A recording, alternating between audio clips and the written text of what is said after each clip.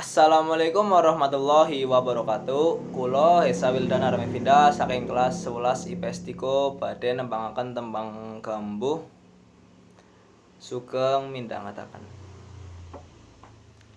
Sak mengko ingsun tutur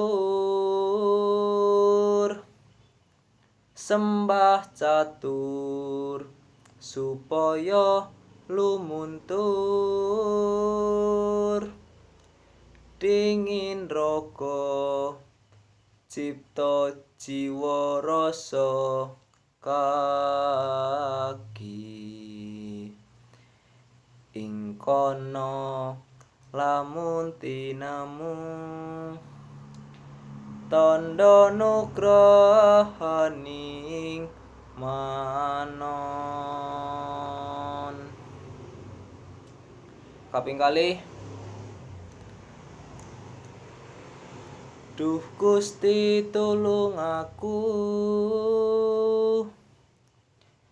gampangno segala urusanku.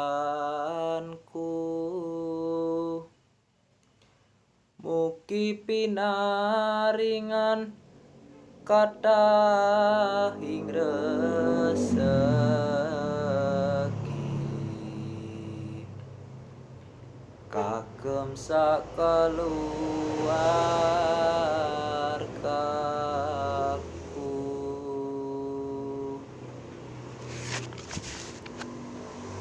lan sumrambah kanca-kanca.